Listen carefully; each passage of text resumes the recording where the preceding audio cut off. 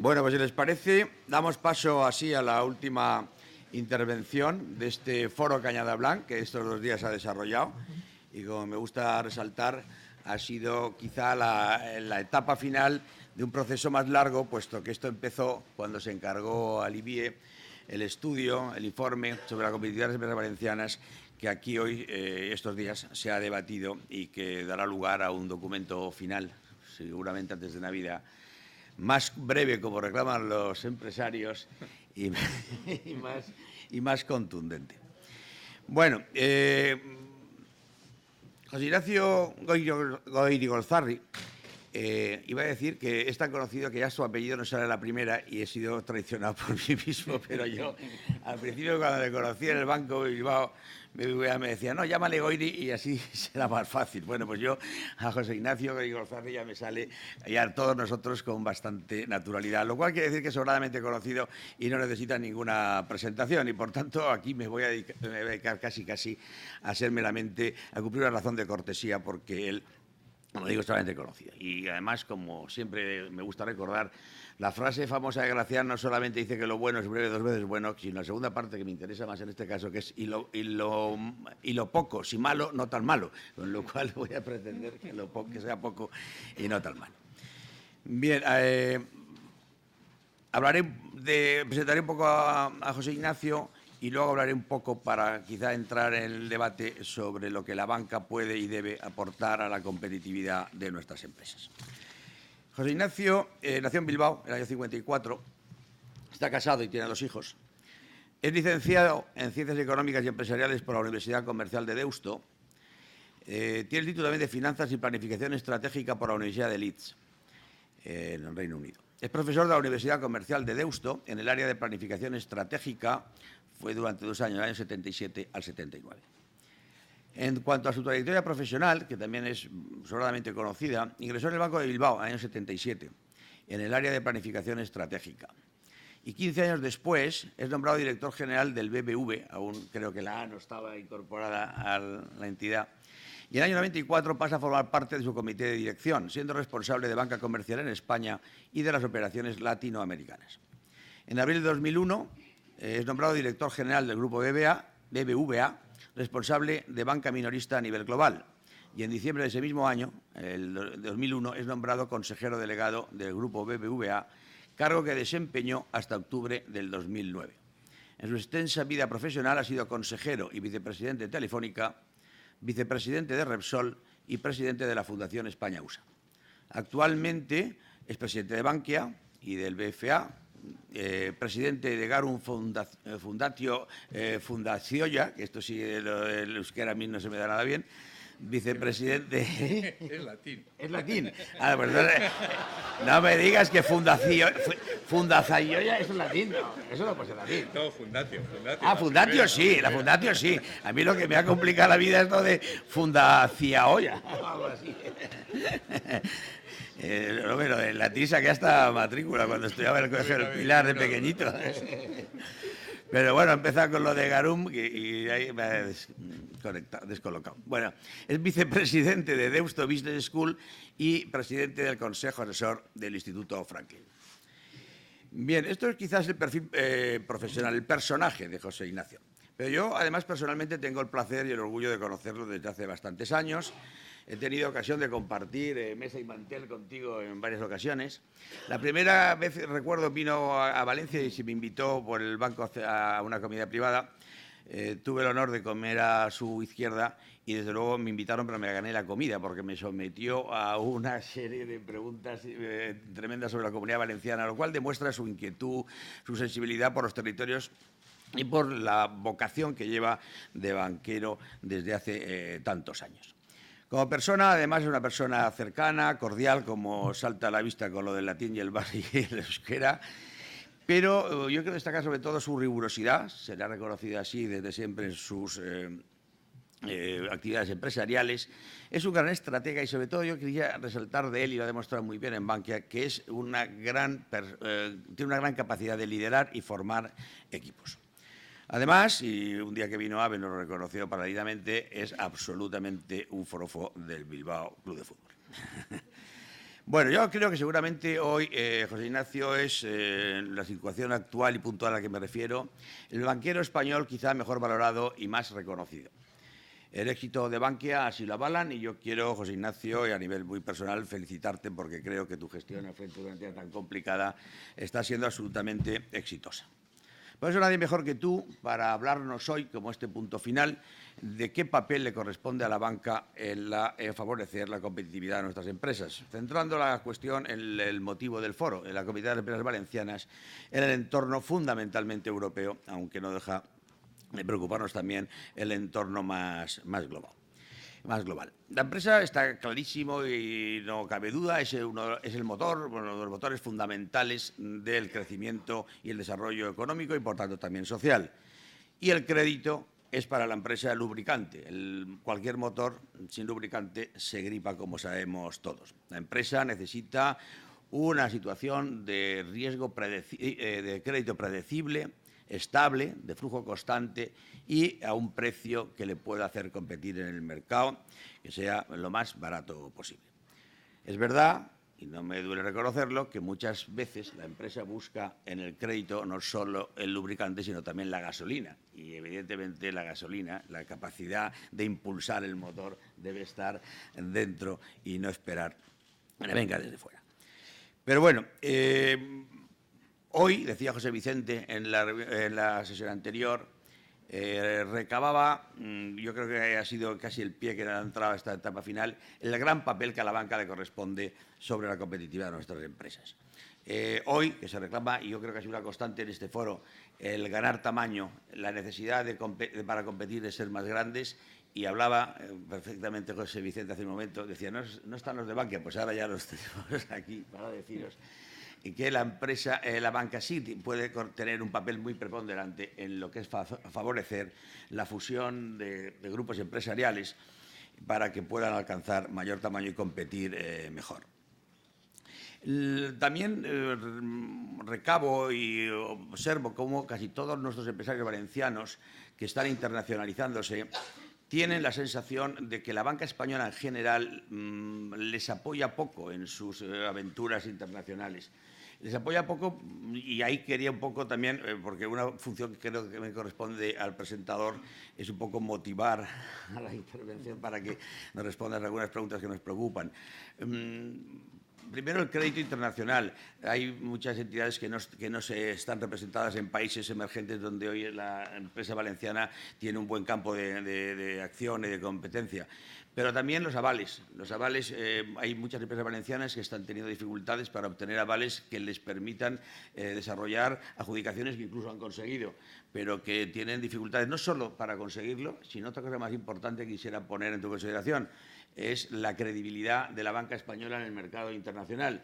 Yo creo que eso ha mejorado, pero durante algún tiempo los avales de la banca española tampoco se veían con muy buen agrado por parte de organismos internacionales o gobiernos de otros países. La banca pues, tiene hoy unos grandes retos que cumplir. Como decía el otro día, pues, crisis en su etimología griega significa transformación y efectivamente esto es una crisis estructural que nos ha obligado a todos a transformarnos. Y la sociedad que saldrá de aquí, o que está saliendo de aquí, va a ser en mucho radicalmente distinta a la que inició la crisis. Dentro de este agitado panorama, las instituciones financieras viven el cambio con especial intensidad, tanto por el papel que les correspondió en el origen de la crisis, las imputabilidades que recibieron entonces, con el protagonismo que les ha correspondido asumir en su desarrollo y por las consecuencias de todo ello en su actividad de negocio.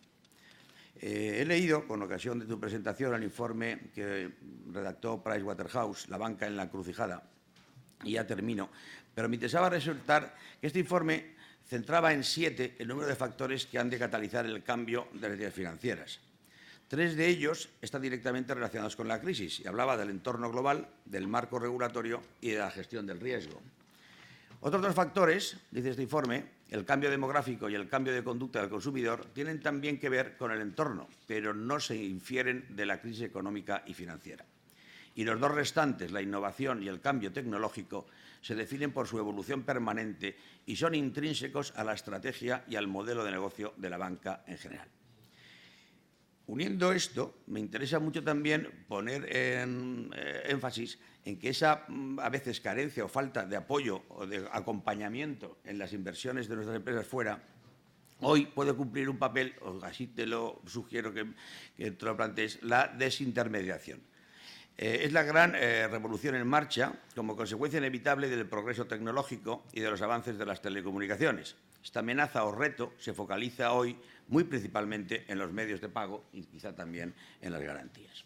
Pues bien, dentro de este entorno del papel de la banca, Bankia y las empresas valencianas, pues todos nos quejamos o nos hemos quejado de la desaparición de nuestro sector financiero propio, con lo que eso ha supuesto de sensación de orfandad, de falta de proximidad, de poder hablar con el consejero delegado en cualquier momento, encontrártelo en cualquier restaurante, el que entiendan mejor los problemas y que conozcan a las personas por encima de las empresas. Bien, Bankia hoy presume de Banco Valenciano y yo creo que está dando muestras palpables de ello. Yo, honradamente y con cierta imparcialidad, quiero reconocer, José Ignacio, que en esto sí que se ha evolucionado bastante. Yo tengo una sensación de tranquilidad. Yo personalmente me tengo acceso y he tenido intercomunicación no solo con vosotros, sino con otros bancos que operan en la Comunidad Valenciana, y esa falta de empresas financieras valencianas se está, yo creo, cubriendo bien con el compromiso de muchos reguladores, y principalmente de Bankia. Y lo digo porque primero está muy obligada, porque tiene unos antecedentes de bancaje que le condicionan, porque una gran parte de su negocio lo tiene aquí. Escuchemos, pues, a José Ignacio. Creo que en este foro, que ha aglutinado a 4 entidades que están ya relacionadas entre sí, la Fundación Cañada Blanc, que a su vez es socia fundadora y sigue siendo socio del IBIE, con la conexión que por muchas razones tenemos con AVE y apoyado en la London School of Economics, en la cual la Fundación Cañada tiene una cátedra desde hace muchísimos años, nos parecía que eran 4 pilares fundamentales para poder afrontar con rigor y con prestigio un análisis de lo que es el futuro de nuestras empresas de la competitividad. Si a eso tenemos la suerte de que Bankia, con esa sensibilidad que ahora quería resaltar, se une a este proyecto, de alguna manera da un paso significativo. Y, por otra parte, nada mejor que terminar esta llave del foro, porque creo que todo lo que se ha hablado hasta ahora, que ha sido súper interesante y ha habido intervenciones brillantísimas, sin el engrase del crédito, sin el papel de la banca, sin la intención de la banca, porque al final yo terminaba diciendo aquí, ¿pero hay intención realmente de favorecer la competitividad de las empresas valencianas? ¿Le interesa a la banca en general? ¿Van a poder hacerlos? ¿Hay ya programas o planes? ¿Toda la banca es homogénea en estos planteamientos esenciales? Gracias, Rosy. Gracias. Muchas gracias a ti. Muchas gracias a ti.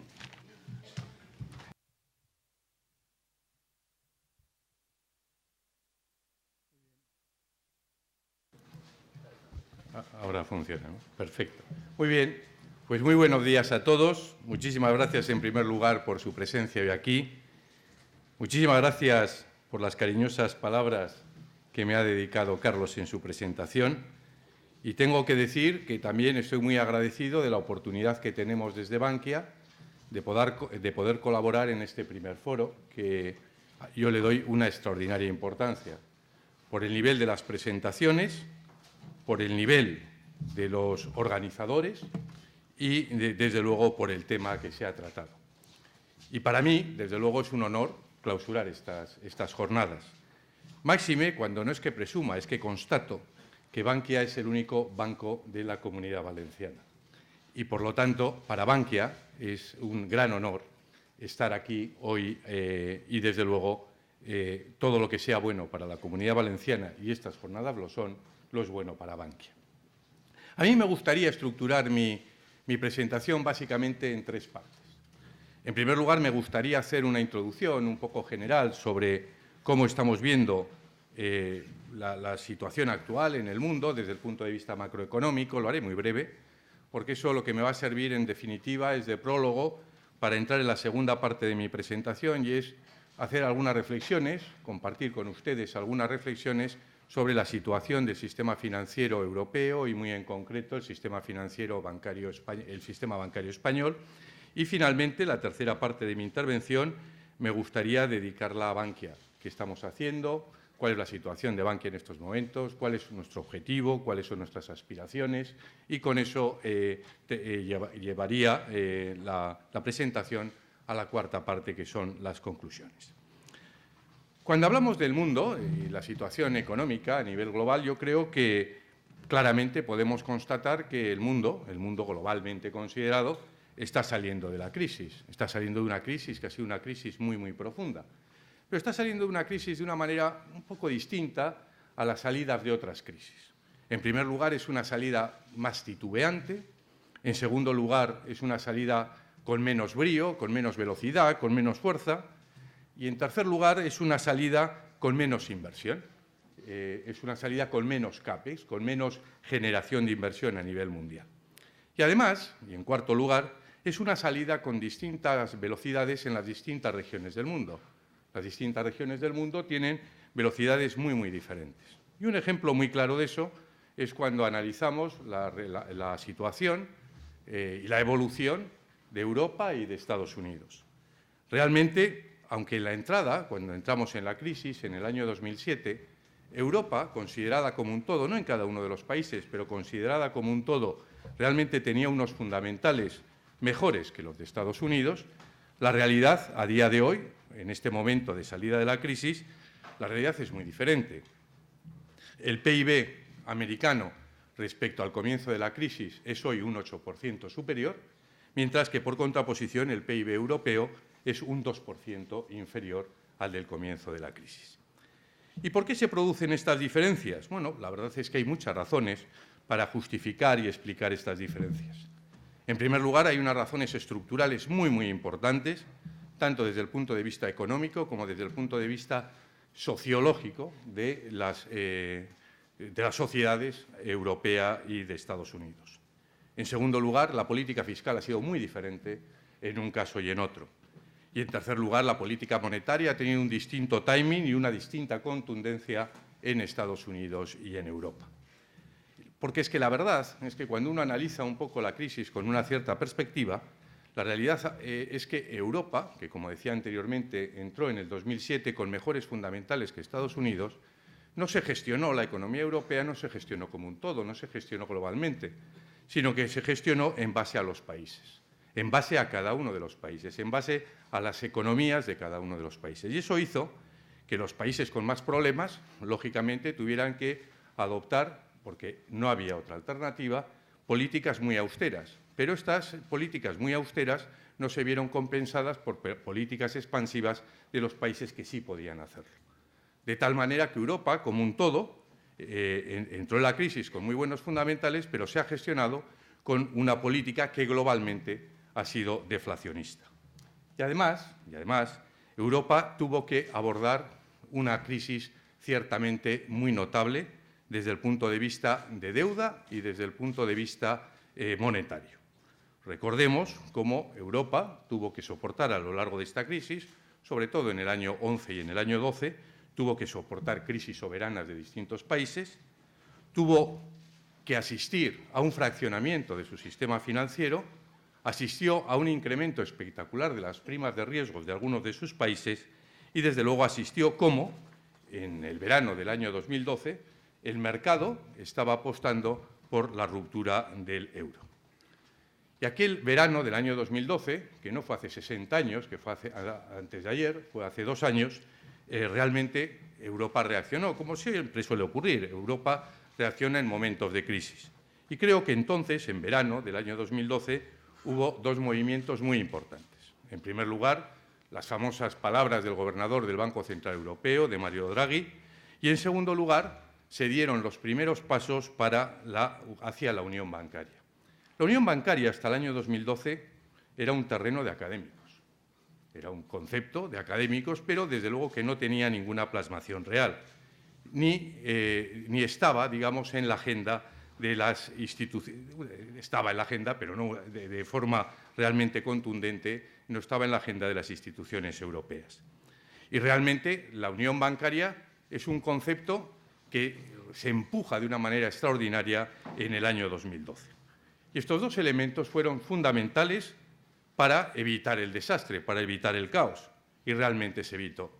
Pero es cierto que hoy, cuando uno lo mira con una cierta perspectiva, hoy, desde luego, el potencial de crecimiento de la economía de Estados Unidos es muy superior a la europea y, además, estamos en momentos de ciclo claramente diferenciados. En definitiva, Europa presenta menores crecimientos que la economía de Estados Unidos. Pero es cierto que el año 2012 hubo un cambio de tendencia. Y tengo que decir también que si hubo algún país que realmente aprovechó, probablemente porque estaba más afectado, pero que realmente aprovechó este cambio de tendencia del año 2012 como consecuencia de las medidas a las que antes he hecho referencia, realmente este país fue España. España realmente tomó el viento de cola de estas medidas, hizo una serie de reformas en la buena dirección y evitó el rescate. La verdad es que esta serie de reformas, este nuevo clima en Estados Unidos, supuso un clarísimo cambio de signo, ha supuesto un clarísimo cambio de signo desde el punto de vista macroeconómico. Y eso es así. Llevamos 5 trimestres en los que hemos tenido crecimientos de PIB, estamos asistiendo a un cambio de tendencia del mercado de trabajo incuestionable, ha habido unas mejoras de competitividad que nos han llevado a tener superávits externos, y eso fue el gran cambio y especialmente singular en el año 2013, y aquí, en esta mejora de competitividad y en este cambio realmente de la balanza externa, las empresas valencianas han jugado un papel muy, muy importante y, en todo caso, la combinación de todos estos factores ha hecho que la confianza externa hacia la economía española pues haya mejorado, y eso ha supuesto una caída muy importante de la prima de riesgo y ha supuesto, muy relevante también, un fortísimo abaratamiento de nuestro endeudamiento. Y esto es así. Y a mí me suele gustar insistir en esto porque esto no le ha tocado a este país en la tómbola. Esto es producto del esfuerzo de muchísimas personas, de los agentes económicos a lo largo de todos estos años. Pero dicho eso, que me parece que es muy importante decirlo, también hay que decir que sería un tremendo error caer en la autocomplacencia, porque España, la economía española, tiene tremendos retos por delante. El principal, sin ninguna duda, el paro, el desempleo, que es una lacra social que exige crecimientos estables y consistentes de la economía española durante un buen periodo de tiempo. Y ese crecimiento estable y consistente de la economía española pasa, en mi opinión, por continuar mejorando nuestra competitividad. Porque la mejora de la competitividad es la única manera de mantener superávits en nuestra balanza exterior y pagar así la deuda externa. Porque España, y esto me parece especialmente relevante, tiene una deuda externa neta que es más o menos similar a nuestro Producto Interior Bruto. Y esto es una limitación a nuestro crecimiento en el medio y largo plazo si no damos claras muestras de ser capaces de reducirlas a través de superávits externos, de nuevos superávits externos. Esto hoy, la gente no habla mucho de esto. Esto no es un problema evidente, porque los mercados están en una actitud muy complaciente. Pero este es un reto al que nos debemos de enfrentar, aunque los mercados estén de forma muy complaciente, y eso solo se mejora, a este reto solo nos podemos enfrentar mejorando la competitividad de nuestras empresas en el mercado que necesariamente es global. Y ese es precisamente el análisis que sé que a lo largo del día de ayer y al día de hoy habéis llevado a cabo en este foro, y me parece que no puede ser un tema más oportuno porque realmente aquí nos estamos jugando nuestro futuro. La competitividad a nivel global de nuestras empresas. Pues bien, yo diría que cuando uno analiza así la economía española, pues tiene signos de claras mejoras, eso es evidente, pero también es evidente que tienes unos retos realmente extraordinarios. Pues bien, cuando analizamos la situación del sistema financiero español, pues yo creo que la conclusión es un poco la misma. Yo creo que tenemos cosas de clara mejora, pero tenemos unos retos tremendamente importantes enfrente de nosotros. Y esta es la segunda parte de mi presentación a la que me gustaría dedicar mi foco al sistema bancario español. Creo que es justo, con independencia del origen de la crisis, creo que es justo decir que el sistema bancario español ha hecho un esfuerzo espectacular en los 3 últimos años. Creo que eso hay que decirlo. Y me gustaría poner 3 ejemplos. En primer lugar, ha hecho un esfuerzo de consolidación. Ha pasado de 56 entidades a 15 entidades. Eso ha supuesto multiplicar por 3 el balance unitario, el balance medio de los bancos españoles, y eso es fundamental, era fundamental, para asegurar una mejor eficiencia de nuestro sistema. En segundo lugar, el sistema financiero español ha hecho un esfuerzo extraordinario en términos de provisiones y capitalización. En términos de provisiones, en los 4 últimos años, el sistema financiero español ha llevado 250.000 millones de euros contra su cuenta de pérdidas y ganancias. Es decir, el 25% del PIB ha sido cargado contra las cuentas de resultados en los 4 últimos años del sistema bancario español. Y, paralelamente, ha habido un incremento de capitalización de 100.000 millones de euros. Y, en tercer lugar, y esto es menos conocido, pero es muy importante, el sistema financiero español, que se tiene que enfrentar, como luego veremos, a la mejora de la eficiencia, ha tenido una gran capacidad de reacción y ha hecho una reestructuración lógica con la consolidación a la que antes he hecho referencia. Quiero recordar que en estos periodos de crisis, en este periodo de crisis, el sistema financiero español ha reducido el 33% el número de oficinas, ha reducido 12.700 oficinas y ha reducido su plantilla en un esfuerzo muy notable, muy duro y desde luego, pues emotivamente, ciertamente desagradable, ha reducido su plantilla en más de 50.000 personas. Este esfuerzo de reestructuración del sector, que a veces no es conocido, contrasta con lo que ha ocurrido en otros países de Europa, donde realmente la capacidad de reacción de los distintos países de Europa, de los distintos sistemas bancarios de los distintos países de Europa, ha sido ciertamente reducida. A lo más podemos ver el Reino Unido con unas caídas en términos de oficinas del 7 o del 8%. Y además, el sistema bancario español se ha adecuado a las exigencias de la Unión Europea. Y digo esto porque, como consecuencia de lo anterior, hoy podemos decir que tenemos un sistema bancario globalmente considerado en España bien capitalizado y bien saneado. Y esta no es mi opinión, Esto, en definitiva, es lo que están mostrando los resultados del AQR y del Stress Test publicado por el Banco Central Europeo. España ha tenido unos buenos resultados y ha sido un espaldarazo para la imagen del sistema bancario español, que lo necesitaba, como bien decía Carlos, porque, en definitiva, es el primer paso para la mejora de ratings, para la mejora de la capacidad de poder avalar a la competitividad de las empresas españolas cuando van fuera de nuestro país.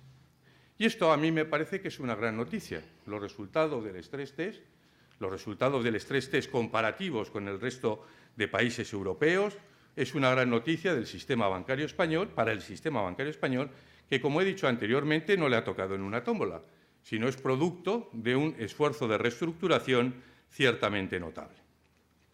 Pues bien, llegados a este punto, decimos, bueno, pues muy bien, hemos aprobado, digamos, la asignatura de la calidad de nuestro balance. Y esto, como decía, es una gran noticia, pero no tenemos retos por delante, y quiero afirmarlo con gran rotundidad, retos y muy importantes. Podríamos estar aquí hablando mucho tiempo de los retos del sistema bancario español, pero a mí me gustaría concentrarlos en 2. En primer lugar, el sistema bancario español, como sistema, tiene un primer reto, que es recuperar la confianza de la sociedad. Esto es un intangible, pero que a mí me parece que es clave para el sistema bancario español en el medio y largo plazo. Y, en segundo lugar, tiene un tremendo reto. Tenemos unos buenos balances, pero tenemos el reto de la rentabilidad. El sistema ha pasado la prueba de solidez de su balance, pero ahora ha de enfrentarse a una escueta rentabilidad. Para que tengan ustedes una idea, la banca europea, en términos de rentabilidad sobre fondos propios, ha pasado del comienzo de la crisis, tenía unos términos en torno al 20%, ha pasado al 4%. Esa es la rentabilidad de la banca europea en estos momentos. Y hay analistas, y el otro día leía un papel de JP Morgan, que dicen que para el año 2015 la banca va a ser el sector con menor ratio de rentabilidad sobre fondos propios. Y esto es un tema muy importante, porque la banca, como cualquier compañía, como cualquier empresa, de cualquier sector, necesita rentabilidad. Y necesita rentabilidad para atraer capital, para que haya gente, haya inversores que inviertan en el sector. Y el capital es fundamental para la banca, máxime en un entorno regulatorio de crecientes exigencias de capital.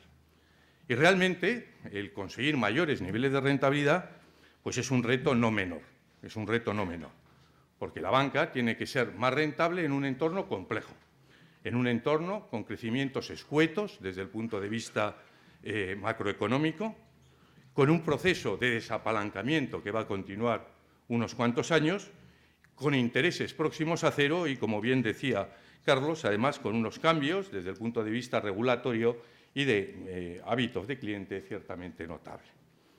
Y esto realmente, insisto, es un reto no menor. Aquí hay dos elementos fundamentales para la banca española, para realmente conseguir incrementos de rentabilidad en este entorno tan complejo. El primer reto, sin ninguna duda, es la mejora de la eficiencia. La banca española tiene que mejorar su eficiencia de forma radical. Ha hecho mucho, tiene que continuar haciéndolo. En banca, dentro de la jerga bancaria, nosotros utilizamos un ratio que le llamamos el ratio de eficiencia. El ratio de eficiencia, en definitiva, significa el número de euros que uno gasta para conseguir 100 euros de ingresos. Contra más bajo sea el ratio de eficiencia, lógicamente más eficiente es la entidad o el sistema.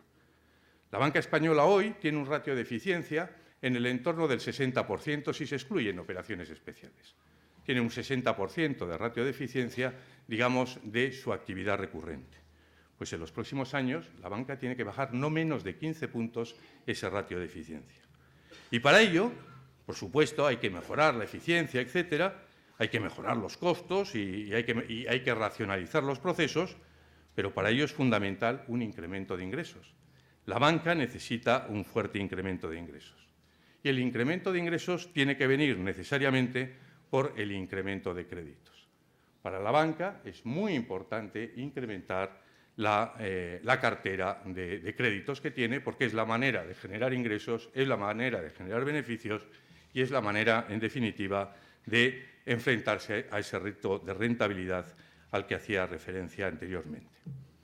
El reto de rentabilidad es fuerte. El otro día estaba en una mesa redonda con una serie de expertos más del mundo académico que del mundo bancario y decían que era muy difícil y que era un reto ciertamente notable. Yo coincidía con ellos en que realmente el reto de la rentabilidad para la banca española hoy es notable. Pero les decía que, puestos a elegir entre este reto y el que se tenía hace 2 años, yo prefiero este reto.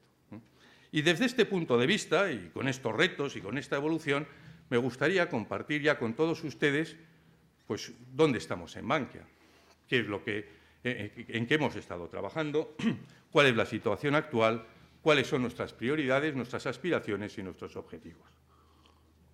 Lógicamente, cuando he hablado del plan de reestructuración y de las convulsiones del año 2012, pues es público y notorio que Bankia fue un actor absolutamente fundamental y principal.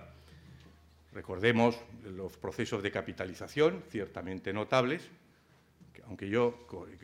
que conllevaron las ayudas de los contribuyentes españoles, a las que luego me gustará comentar cómo estamos viendo esa situación. Aunque, siendo la verdad la cantidad muy notable, a mí siempre me gusta recordar que en términos relativos, pues Bankia ha sido el banco menos ayudado en términos relativos de todos los intervenidos en España. Pero dicho eso, como consecuencia de ese proceso de nacionalización de Bankia, nosotros nos enfrentamos a la necesidad de definir un plan de reestructuración.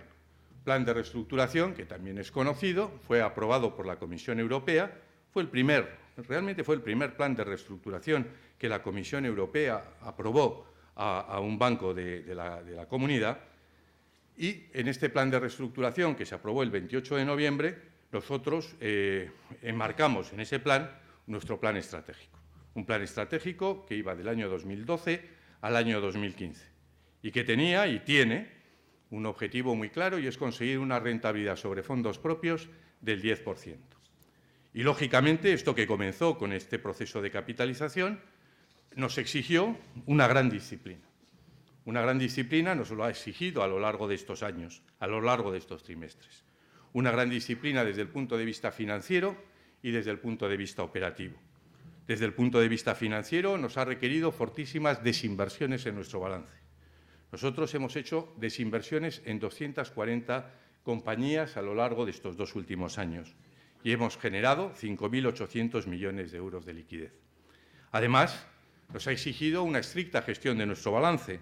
Hemos reducido en 40.000 millones, el 50%, la apelación al Banco Central Europeo y hemos generado capital orgánico por 5.500 millones de euros. Durante este periodo hemos reducido nuestro nivel absoluto de mora en un 25% desde el pico. Y esto, lógicamente, requiere y exige pues, una fuerte disciplina financiera. También nos hemos tenido que enfrentar, que por cierto ha sido muchísimo más duro, nos hemos tenido que enfrentar a una disciplina absolutamente estricta en nuestra reestructuración operativa. Como consecuencia de eso, el año pasado nos vimos obligados a cerrar 1.000 oficinas. Pasamos de 3.000 a 2.000 oficinas y, como consecuencia de eso, en Bankia se ha reducido la plantilla en más de 5.000 personas. Y todo esto fue muy, muy duro, muy, muy duro. Y fue muy, muy duro especialmente el año pasado. Pero esto era la forma, la condición necesaria para, primero, asegurar la viabilidad del proyecto, segundo, asegurar la protección de más de 14.000 puestos de trabajo.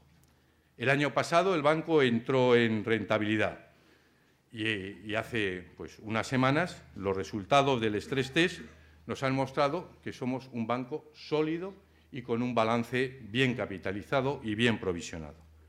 Esa buena capitalización y ese buen nivel de provisiones es consecuencia, por supuesto, por consecuencia de la capitalización que tuvimos en el año 2012, pero también es consecuencia, y antes lo he comentado, de los 5.500 millones de euros de capital orgánico que hemos generado en los 2 últimos años.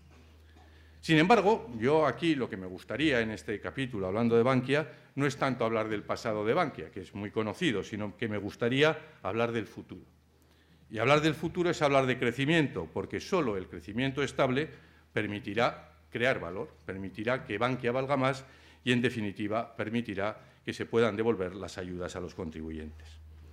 Miren, nosotros, a finales del año pasado, para nosotros fue un cambio muy importante desde el punto de vista del análisis de la situación de Bankia.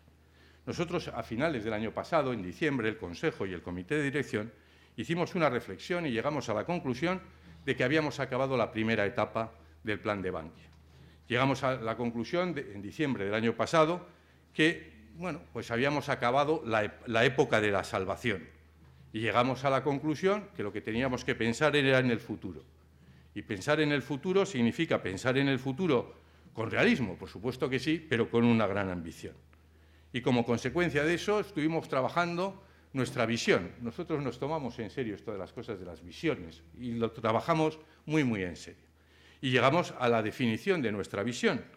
Nuestra visión es que nosotros trabajamos desde los principios para poner la mejor banca a su servicio. Y esto, lógicamente, lo declinamos desde el punto de vista de los distintos grupos de interés que están alrededor de Bankia.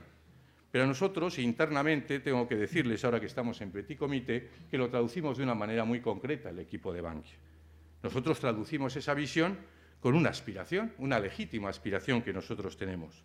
Y la aspiración es ser el mejor banco comercial de España. Y ustedes pueden decir, 2 años después, o 2 años y medio, realmente, de este lío, ¿se pueden ustedes plantear eso? ¿Eso es realista? Nosotros decimos, eso es ambicioso, pero creemos que es realista. Y, en primer lugar, me gustaría compartir con ustedes cómo declinamos eso de ser el mejor banco comercial de España. El mejor banco de España, lógicamente, tiene que ser un banco con una rentabilidad sobre fondos propios muy alta, la más alta del sector y de forma estable, no un año, sino de forma estable. Nosotros, como he comentado anteriormente, tenemos fijado nuestro objetivo para el año próximo del 10% de rentabilidad sobre fondos propios.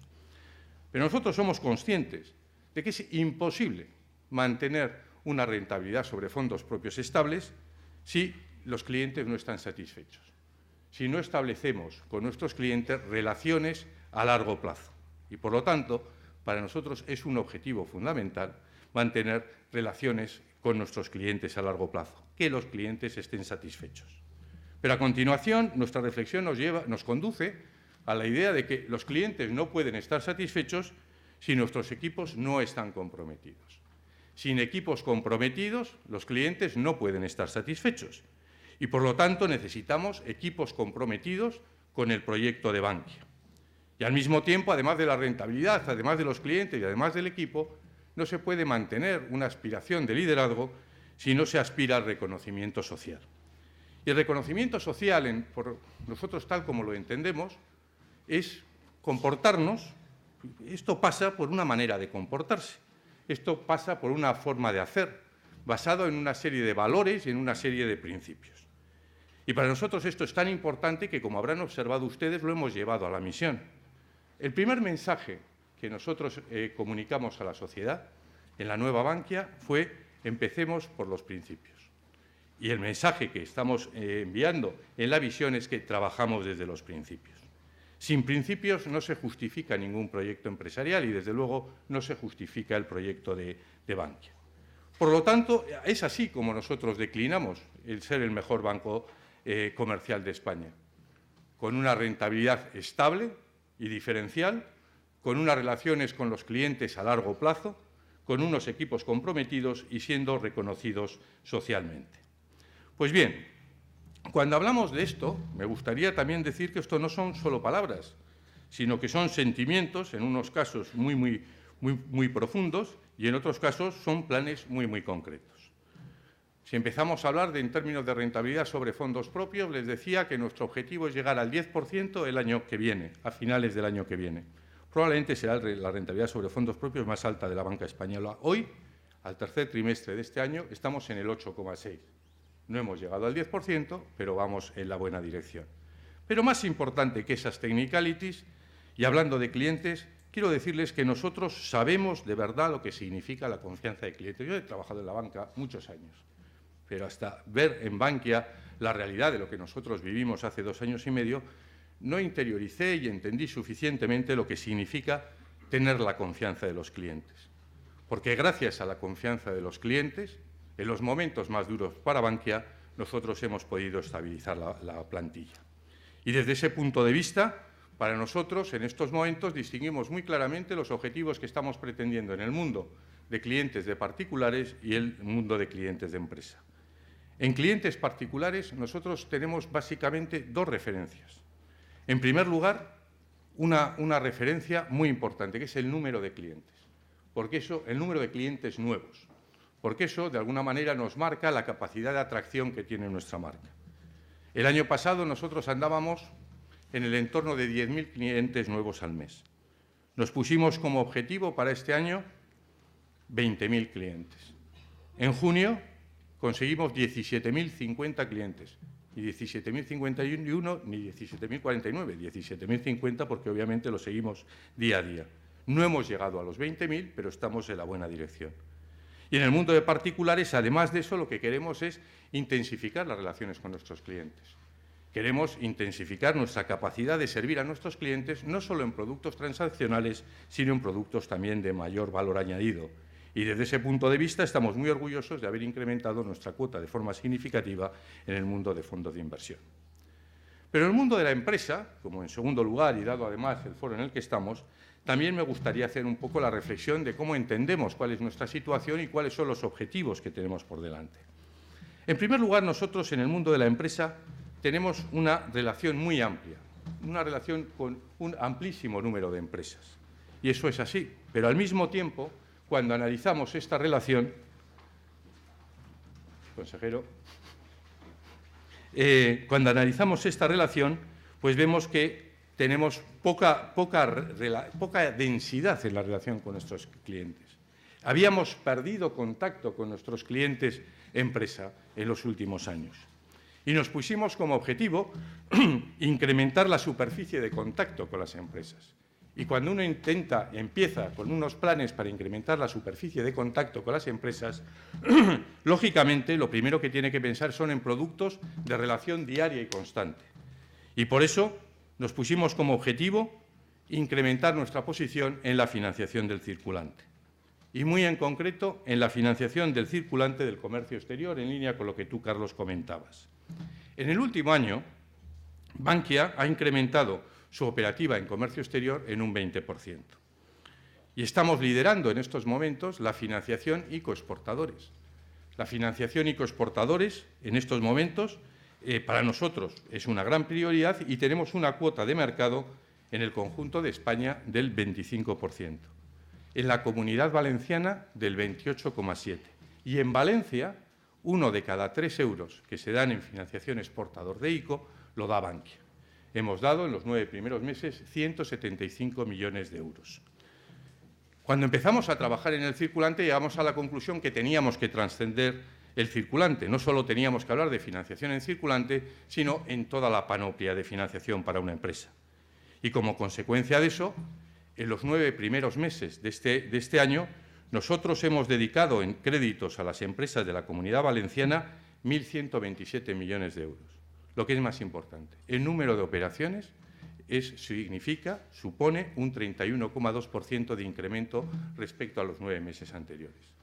En estos 9 meses hemos tenido 31,2% operaciones más que en los 9 meses del año anterior.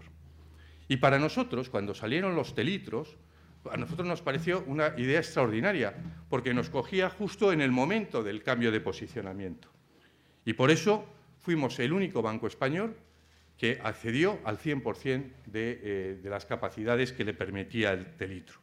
Pensábamos que eso era una oportunidad muy importante de reposicionamiento y como consecuencia de eso lanzamos un producto que es el producto que denominamos préstamo de dinamización, que en definitiva significa pasar las condiciones especiales que nos da el Banco Central Europeo, se las pasamos las mismas condiciones a nuestros clientes.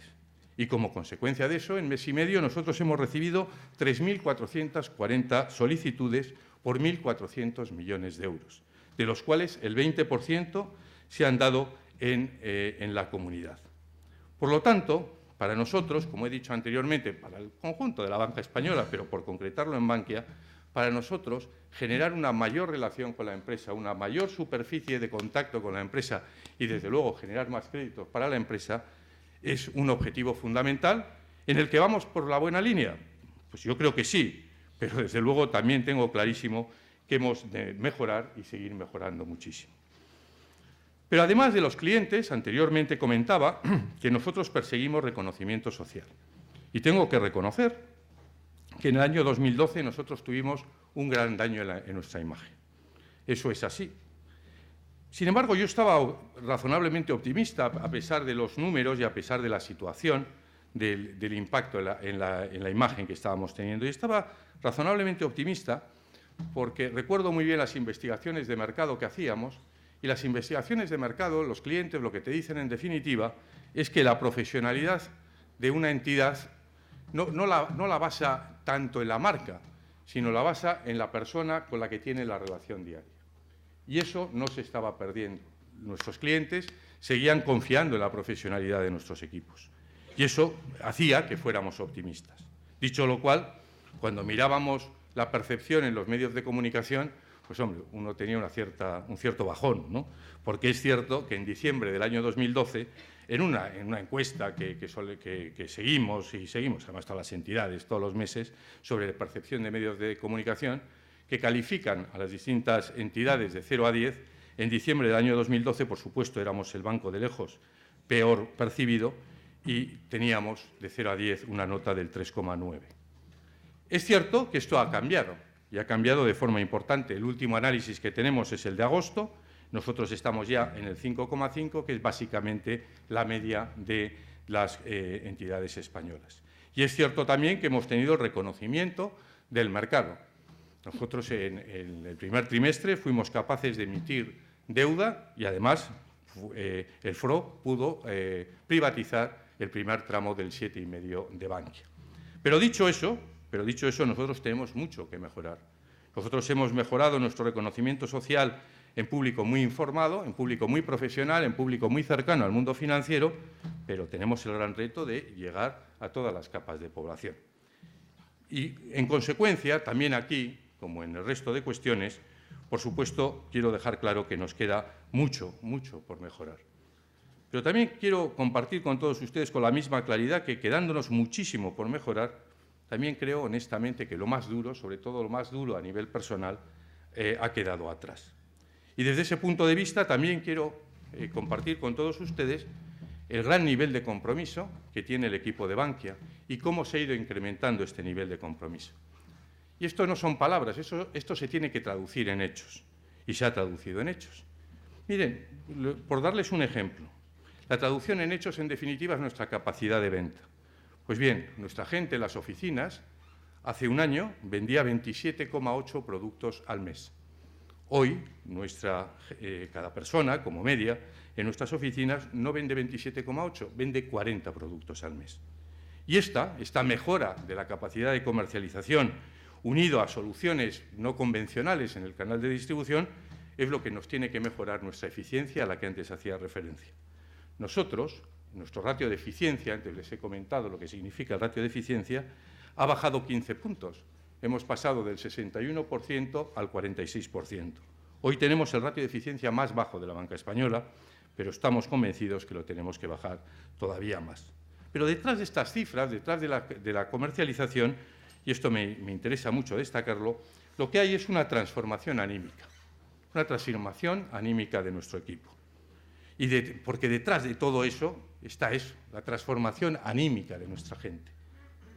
Miren ustedes, nosotros hace 2 años y medio vimos el abismo. Miramos y vimos el abismo, y vimos el color del abismo. Vimos lo que eso significaba. Y reaccionamos, y nuestra gente reaccionó. Y hoy somos conscientes, cuando comparamos nuestra situación con la que teníamos entonces, somos conscientes que, primero, gracias a los contribuyentes españoles, por supuesto, que permitieron capitalizar Bankia, y gracias a la fidelidad de nuestros clientes, por supuesto que sí, que permitieron mantener la estabilidad del negocio, nosotros somos conscientes también que gracias a eso, pero gracias a nuestro trabajo, el trabajo de todas y cada una de las personas que están trabajando en Bankia, el trabajo de todo el equipo, hoy tenemos la oportunidad de que entre todos podamos construir un proyecto del que nos sintamos realmente orgullosos. Y esta es una oportunidad, les puedo asegurar, que no queremos dejar pasar. En definitiva, nosotros, todas y cada una de las personas que trabajan en Bankia, tienen la oportunidad de que entre todos creemos el mejor banco de España. Y ustedes me pueden decir, esto es muy ambicioso. Yo, pues probablemente lo sea. Pero también quiero compartir con ustedes una confidencia. Yo estoy convencido de que nosotros en Bankia tenemos hoy un plus motivacional. Y quiero, y además siempre lo recuerdo cuando me reúno con nuestro equipo, es muy importante que nunca lo abandonemos. Nosotros tenemos un plus motivacional porque Bankia, por supuesto que es un proyecto profesional muy atractivo, ¿cómo que no? Es clarísimo que es muy atractivo. Pero nosotros tenemos más que eso. Nosotros somos conscientes del impacto social que tiene nuestro proyecto. Nosotros somos conscientes que en la medida en que nuestro plan estratégico salga adelante y cumplamos todos los objetivos, habremos conseguido muchas cosas. En primer lugar, devolver humildemente la confianza que nuestros clientes han depositado en nosotros. En segundo lugar, asegurar más de 14.000 puestos de trabajo. En tercer lugar, devolver las ayudas de los contribuyentes, que los contribuyentes han depositado en Bankia. Y en cuarto lugar, y humildemente, estar mejorando, estar contribuyendo a la mejora de la imagen del sistema financiero español y de la imagen de la economía española en el exterior. Este es nuestro reto y este es nuestro plus motivacional. El reto es ambicioso, pero les puedo asegurar que esto, por falta de ganas, no va a quedar. Muchas gracias por su atención.